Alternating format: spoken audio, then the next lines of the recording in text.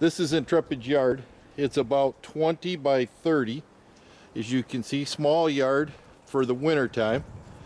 Water trough is there with the heater in it. We do duck all of our downspouts in for water. Summertime, he goes out, he has a lean-to, and then gets to run out in this area here. We'll now leave his small yard, walk into his stall. As you can see, he's got a Dutch door here. His buddy's stall is right next to him. We come in his Dutch door, and here is Cat standing with Intrepid in his stall. 15 by 15 stall, 4-foot high kicks on that side, 2 by 6s with slats in between, and in the front and on the outside. We'll now walk out into another yard, and we'll give you a quick walk around of Intrepid out in the sun. I'll follow him out so you can get a view of how he walks and leads. We're leaving the barn, headed up into another little small yard where he's going to be running right after this video to stretch his legs and be around his buddies. As you can see, his buddies are right out here in another little pasture. They are in the barn with him as well at night and during the day. So we'll give you a quick walk around of Intrepid. Back.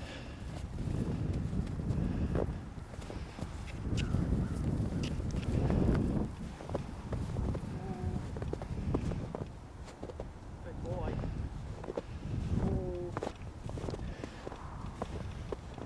He's a proud horse. When you take him out and about, he stands up.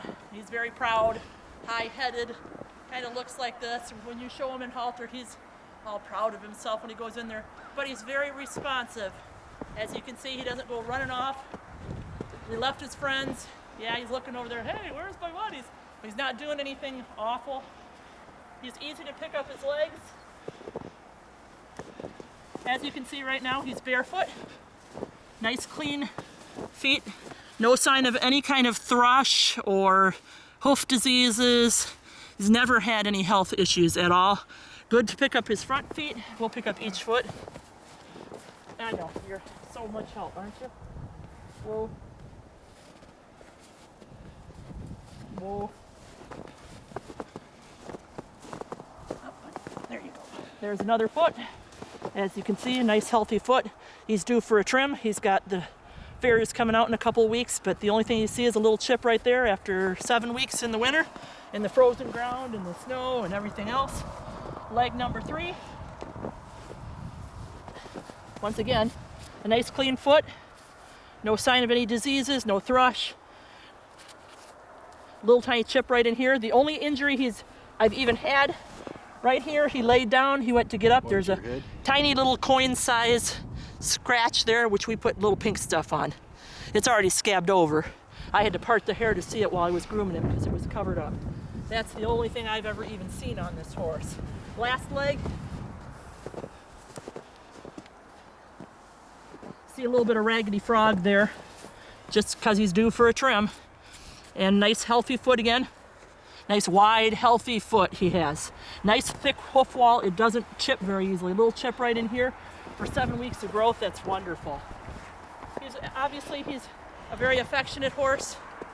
We did geld him when we bought him because we have no need for a stud. He was supposedly stood to a couple of mares in the man's field, but he was never a studdy horse. We showed him as a stallion because we didn't cut him until the weather turned, and he never showed any signs.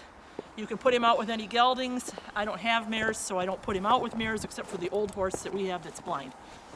And we don't put her out with anybody. But I mean, he's a nice, quiet horse, solid horse to work around. He's not spooky. He's not, this is his quiet time. He will wake up and get kind of proud on you. He's a strong horse, so he takes a little bit of push to move him back off you just because he's kind of like, well, could I smell on you instead? Or as you can see, back. See, I have to ask more than once and poke him a little bit. Whoa.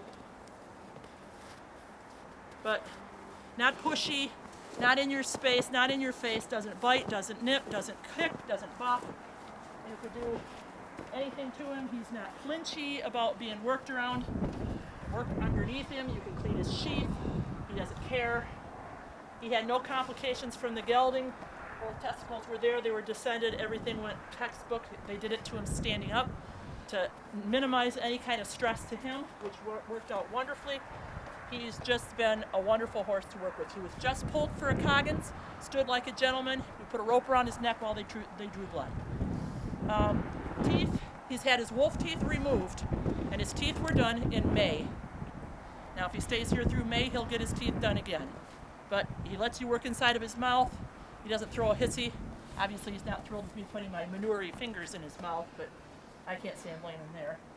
We can clip him. You can clip his ears. You can clip everything else. You can clip him without a twitch. Just don't take your time. He'll be good for about 5 minutes to do the ears, and then he starts to say, listen here, let's be done with that. Lets you clip his whiskers. Lets you body clip him. This is not body clip. This is his normal hair.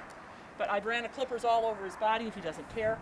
We trim up the feather a little bit with the clippers. Doesn't care.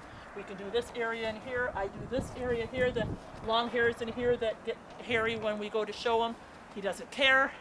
Lets you clean his sheath. Doesn't care. Like I said, just a really decent, nice fella. And now we're going to go in. Come on. Come on. You can come now. Come on. Because am I supposed to stay here? Okay. Come on. Come on, let's go in.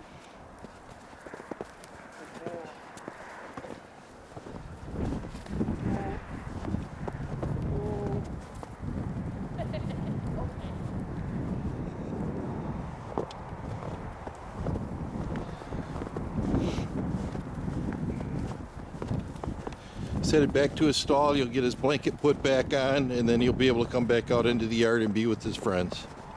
Any questions, give us a call.